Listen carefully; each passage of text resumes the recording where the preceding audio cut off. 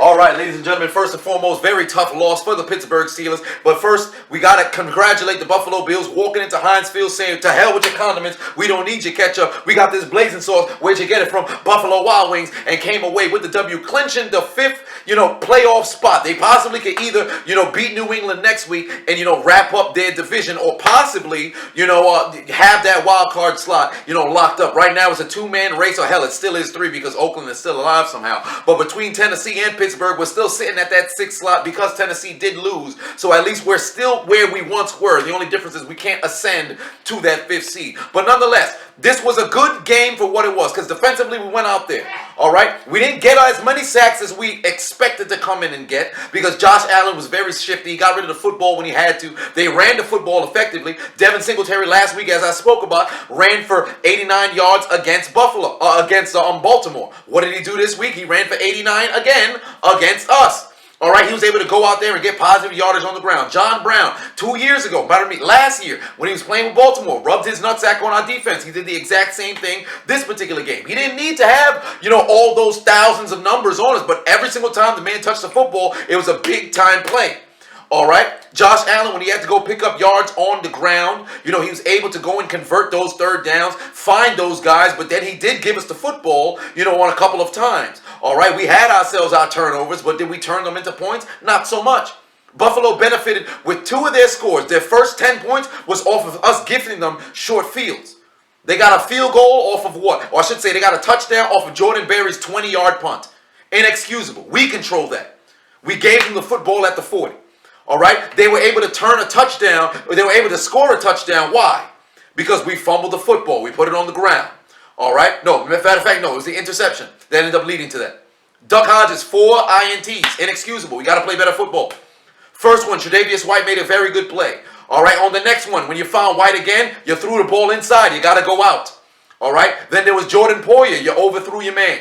Then on the last one that was intercepted, that was an inexcusable pass. He threw it short. I see what you're trying to do and throw the corner. There's still two, defenders there, but you got to throw that higher. You can't throw it short. All right, these are signs of inexperience. This is signs of why he was an undrafted, rookie. All right, because he went out there after he took the sack, he should have spiked the football rather than run to the line, rush a play when nobody knows what's going on. These are mental errors. On the ground, I'm curious as to why James Conner only got eight carries in a game where it was 17-10. That made no sense to me. All right, the offensive line did their job for the most part. There was only 3 sacks that was given up all day. I'd have to say maybe about one of those sacks was given because Hodges held on to the football too long. There was another situation where he was trying to step up in the pocket. He had the football kind of loose. Thank the Lord that Pouncey and I believe it was Villanueva who was around the football because that could have been another fumble right there. We turned the football over 5 times. When we did catch that interception with Steven Nelson and we had the ball at our own 10-yard at their 10-yard line, I'm not understanding why we're going into the trick playbook. This makes no sense.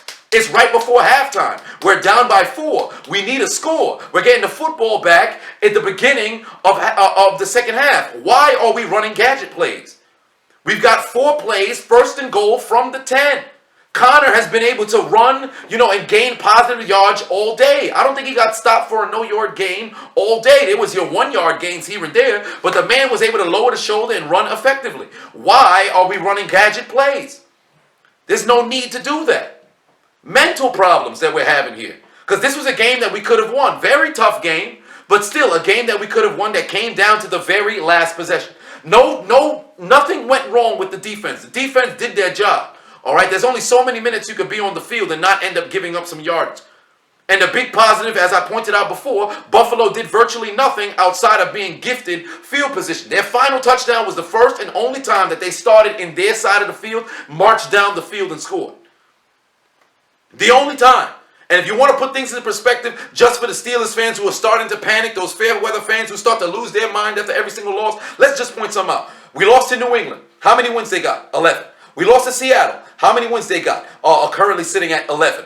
We lost to San Francisco. How many wins they got? 11. We lost to Baltimore. How many wins they got? 11. No, they have 12 now. We lost to Buffalo. How many wins they got? 10. That's 5 teams, all who are in the postseason, clinched their spot to be in the postseason.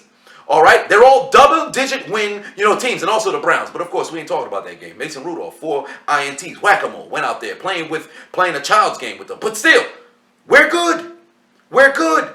We're struggling to beat and finish these better teams that are there, but we're right there. We're right there. It's 1 or 2 plays that just have to be fixed. But we're moving forward to next week. We're going to MetLife Stadium. We're taking on the New York Jets. I'll be at that game personally. So if the Pittsburgh Steelers start to act stupid, I will run on the field. Okay, maybe I'm not going to do that. I don't want to get banned. But still, we got to play better football. Mental errors need to be eliminated. We control our own destiny. If we win our final 2 games, we are going to the postseason. It does not matter what Tennessee does. It does not matter what Houston or what Oakland does. We control our own destiny. Let's go get these last 2 wins. Judging by what happens this upcoming week, Baltimore can wrap up the first round bye if they just end with a W next week. So who's to say if they rest their starters in week 17? If I was Baltimore, I'd probably say, I got an opportunity to keep my rival out. Hell, why don't we go give it a shot? But then again, you don't want to have a situation like a week 17 dealing with Pittsburgh playing against, Cincinnati, and then, my knee. Now you done missed a third of your offense, Le'Veon Bell. We don't want to have that happen.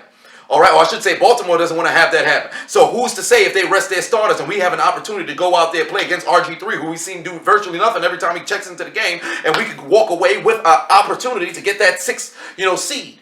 But we've got to take care of our business. We can't sit over here and worry about other people. Regroup, redesign, rebuild, play better, bottom line.